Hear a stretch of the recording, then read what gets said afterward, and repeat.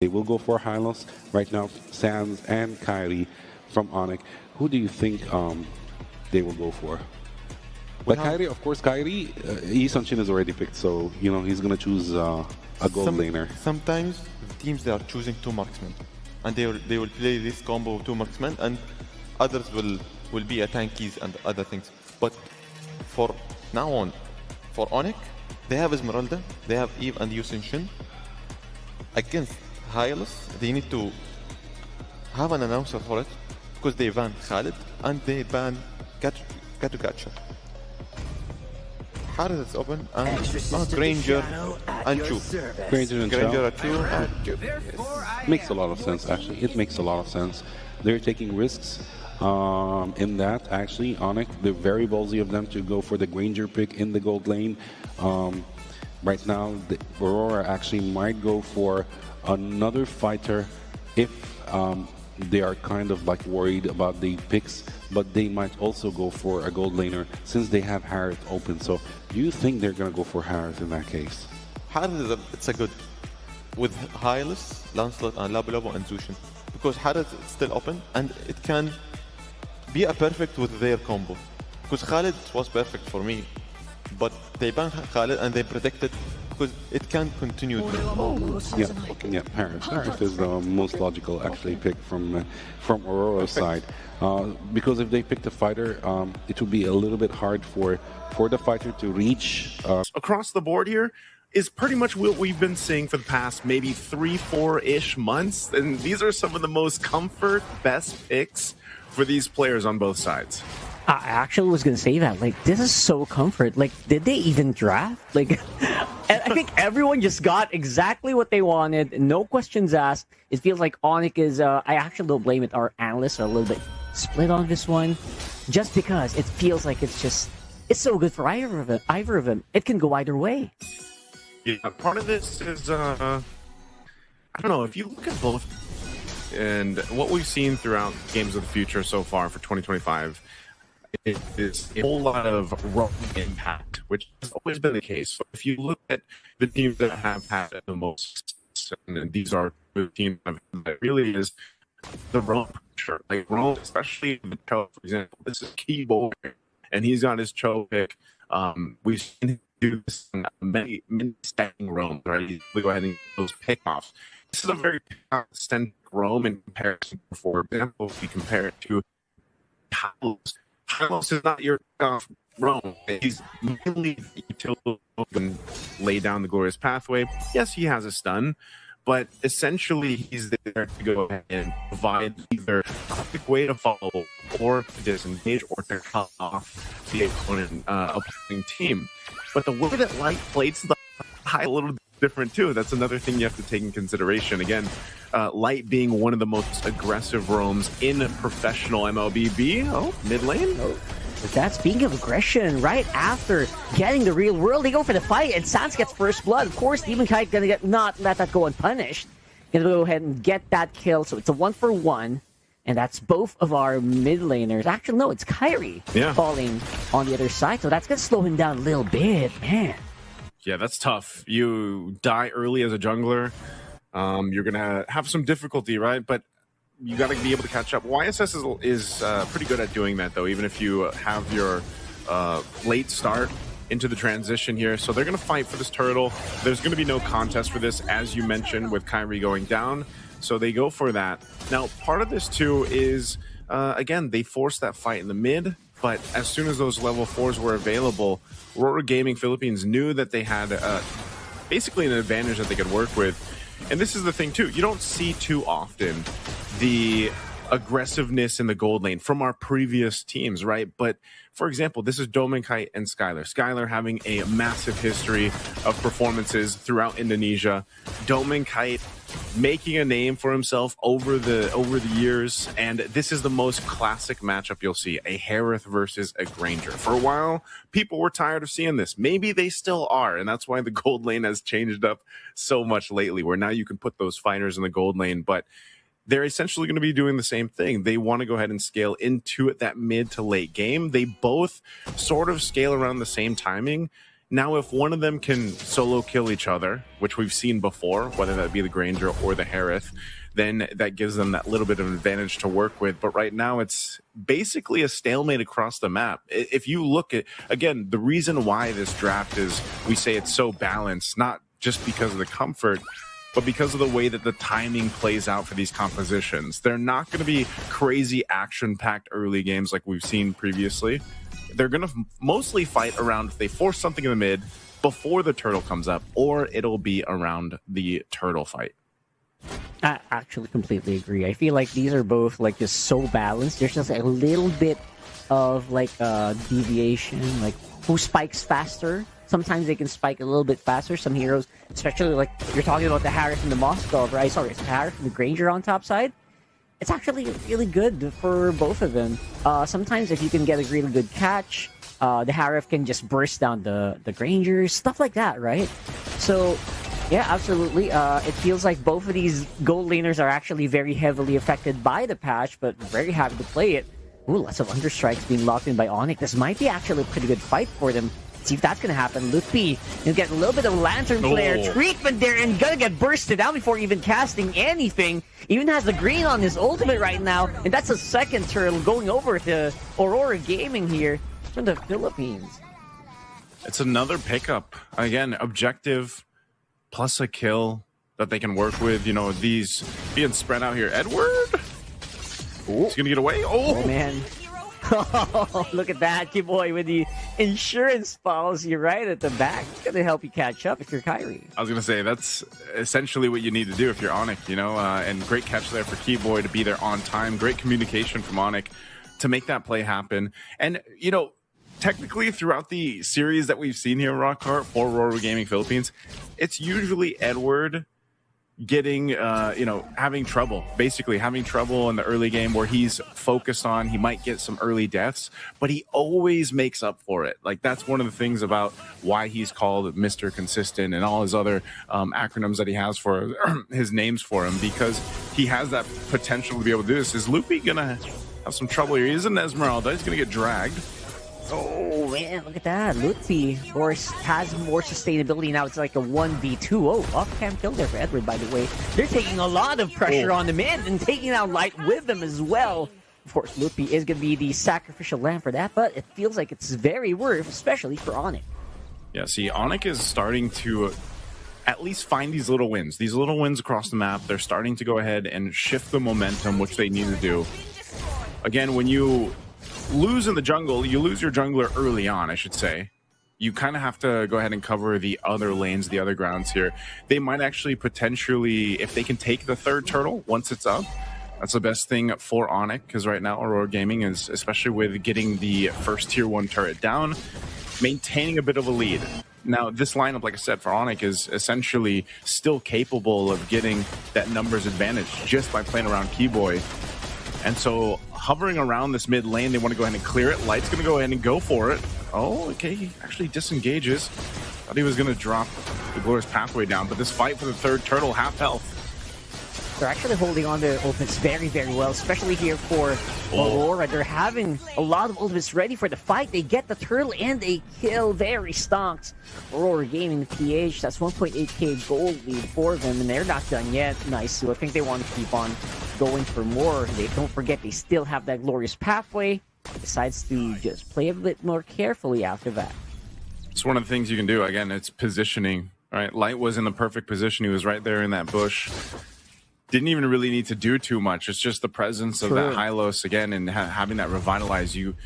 The difficult part for ONIC and their lineup is actually dealing with that. I mean, at some point, Keyboy on the Cho, whether he's able to get a pick off or not, if he gets stunned and stopped in his tracks, you know, he can get low pretty quickly, or he has to burn the flicker.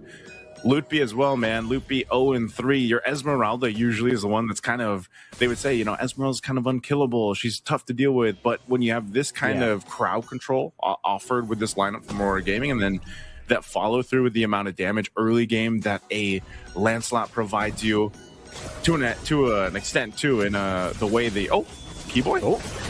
It's a free man knockup on the G Kundo. Actually, right close by is Sans. Gonna get lots of kills and some decent DPS despite obviously the Harif being there. They're gonna push back and we're gonna join the fight just a little bit. Loopy's actually quite low. I don't think ONIC wants to go for this one, and they will not. So pretty good pickups happening here for ONIC. But again, being traded almost instantly by Aurora that time.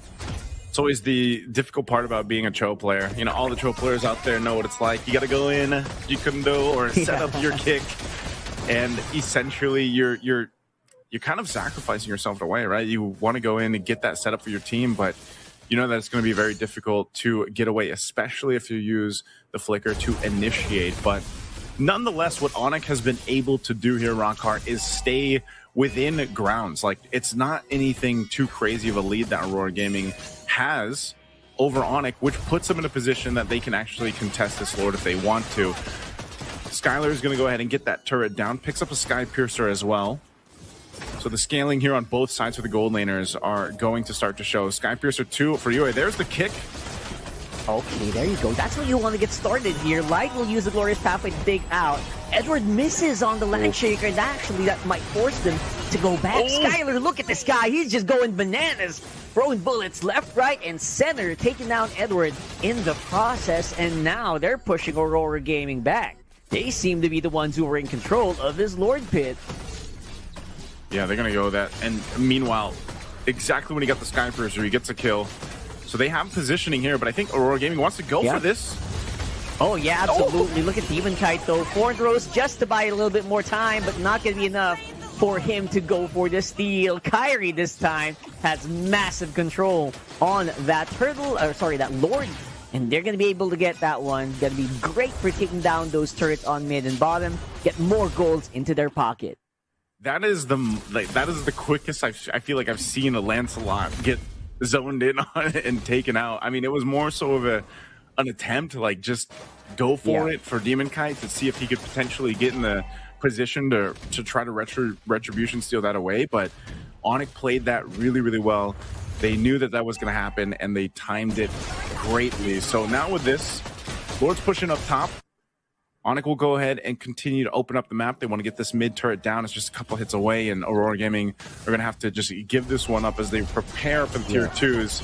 Keyboy giving information that Demon Kite was getting his orange. Now putting the pressure for the purple. They'll take that away. Now let's see. Aurora Gaming with their backs against the wall in this defense for now. They still got the holy shields and everything else. Still going to be fine, but this is where we have to start to see that time that they built up, and now that this favors for ONIC, can Aurora Gaming get a team fight that they're looking for? So far, you see what's happening here, Rockhart. If Light is the one that gets kicked, it kind of messes things up a little bit. You know, you got to give props to Keyboy for being able to get that target acquisition down. Yeah. All they're going to get off this is some of those shield defenses being popped. The top one goes down. They still maintain the tier 2 turret in the mid. But again, for Keyboy, that's what is so admirable for the Chos that are able to pull that off. They get the right targets. That kick alone changes that cadence of the fight, and that's why they were able to win that last one that did break out. And this is start to be an increasingly more of a problem, especially for the Granger. You start getting stacks. Aurora Gaming has to take that into consideration, you know, and just so the team fights that have been breaking out. Looking at the items too, even though Lutby had a difficult time in the early game, you know, 3 early deaths, he's essentially tanky enough in a way, especially now that he's got the oracles and the enchanted talisman and he's got the ice shield, that he can actually take some of the damage. Yeah, he's actually a lot tankier just off those items. And so that's something they have to watch out for. Aurora Gaming, though, they'll be able to clear this out. Light dropping down the Glorious Pathway once again defensively. But you're seeing what's happening here, Rockhart. They're just kind of cut off from the rest of the map. That's true. I think that's a big point, right? Like, Light, despite being the tankiest member of Aurora Gaming, actually is not as tanky on his own as Lutfi, right? Light needs that Glorious Pathway to regen the HP. You need that Revitalize. So that's all, like, slowly just regenerating your health. You're not really, like, built like a rock or anything, right? So if you can catch that, if you can stop the regen before it happens, the Hylos are surprisingly squishy. Aren't you a Hylos main? Or was? Yes, I'm speaking from experience. I was going to say, speaking. Yes, that's exactly what I mean. Top Philippines, Hylos at one point, right? I mean, I know you have a ton of experience with the Hylos, and that's exactly what we're seeing kind of happen here to Aurora Gaming. They are going to go ahead and get in position for this Lord, though. Again, broken walls, something always to consider in the team fights around here. But look at the poke. The poke of the Granger is what that advantage is in comparison to the Harith as well. You can go ahead and fire off some of these shots of the Destinata, keep them at bay. Again, that space for Skylar is so important here too. So they'll go ahead and reset the Lord. A glorious pathway drop down. Oh, there you go. That's more proactive right now this time for Aurora Gaming. And now they're chasing Lutfi, which will be protected very well by Sans. That real-world manipulation. There's just no way they can play around that. But look at Edward. He's trying to go for it. Great placing on Landshaker, but he will get taken out. Just not enough DPS right now for Aurora Gaming to make any difference in the team fights, except for Doming Kite. He is definitely the guy who is making it work, at least making sure that Aurora PH can kind of do something in a team fight, but it is still just a massive amount of lead, a massive amount of control for ONIC Indonesia. They're still going to go for this rock card. They're trying to get an opening here. Oh, they tried. Doming Kite was swinging around. The Kite brothers were trying to make something happen. Because again, that last team fight, man, this is some of the most, again, this is some of the highest level of MLB, right? You saw how many battle spells were used, the flickers to avoid Edward, for example, when he went in with the Landshaker to get that stun off. If he would have gotten the stun off with the Landshaker, then it would have been a completely different team fight. But because of, again, great usage, great timing from ONIC to avoid that, then they reinitiated after taking out Light, gives them that advantage. So a whole lot of resources used up. The Lord's going to charge into this top base turret. We'll see. It is going to be cleared out rather quickly, though, because once again, these lineups are so balanced across the board for this game one. And you're seeing that. So ONIC, they'll have to go ahead and decide, can we go ahead and get a base turret down? They still have these waves to deal with, but at best, they might get one base turret. RWM drop down. Well, that's if they can actually win this team fight, which looks like they're going to be able to take out Sans. Aurora Gaming definitely going to do great with that -1, but look at Lutfi. He's diving in on the middle of that pack and doing some decent damage, pushing back Aurora Gaming. I mean, they look like they had some momentum, but again, a great pushback from that Esmeralda. Yeah, it's actually pretty impressive, though. Aurora Gaming holding on with that push. It doesn't really matter that they're down 4,000 gold. Like, that's what I'm saying with these lineups. It's more so of a chess game when it comes to these team fights and that execution factor. You know, even with that lead that ONIC has, it's not so easy for them to actually strong arm Aurora Gaming Philippines with this. Edward does he just recently picked up a Chastised Pauldron. That item actually does really well against certain marksmen. You can see this too, even defensively. Light, he's dealt with this all game, man. But finally, you know, he's got 3 core defensive items locked in, the Dom, Ice, Anti-Cuirass, Radiant Armor here too, to kind of help with the amount of damage that's coming out from Sans. You saw it from the last fight. He's already got his Divine Glaive too. So I'm assuming he's still going to be going even more magic damage here too on this Eve. I don't know if he wants to even get any defensiveness for Sans just yet, because he hasn't really dealt with that pressure. Like, he's just kind of relying on the flicker, and he's pumping out the damage. Meanwhile, Skylar is as well. Fighting into the real world manipulation is the best thing that ONIC has right now for them, and it's allowing that space to be there. So it's a chess match, you know, and 20 seconds for this Lord to come up. Aurora Gaming, they'll most likely contest it. They will not let any of this just go by. This is a little bit more difficult, once again, for ONIC. The tankier Light gets, and Edward, it doesn't have to all just fall onto Light's hands now. Like, Edward can be the one to go ahead and kind of start these fights up like we saw him previously. And you never know, if he goes and gets in that stun and that lands this time, that might change that course of the fight. Immortality being picked up here by Keyboy too. Once again, giving a little bit of that extra time that he might need to escape after setting up the Way of the Dragon, the kick. So this positioning is super important here. Neither team's probably going to fully commit to this unless they catch someone out. A beacon used, though, from UA. So that not being available actually is very helpful for ONIC, but the Lord evolves now at the 18-minute mark. Yeah, so that's a few seconds difficult, that a little difficult to take. So you're absolutely right. Again, it's all about whether or not Aurora can actually tank for real world, and as time is progressing, they actually might be able to. But here comes that big fight we're talking about. They're diving straight into the back line, and that's going to be the jungler for Aurora Gaming removed already. And now it's a 4v5, and they are going to have to make a run for the hills if they want to survive, and they're going to be able to take out Luffy. But looks like all that's going to be left on the field is going to be Tom and Kai. It's 1v3. It's only a Harif. What are you going to do? You got a big wave on the middle, and I think that's exactly what ONIC is just going to capitalize. No need to go for the Lord this time around. 24 seconds on the death timers at earliest. That feels like game. ONIC winning that fight around the real world manipulation. Exactly what I was talking about would be the hard thing for...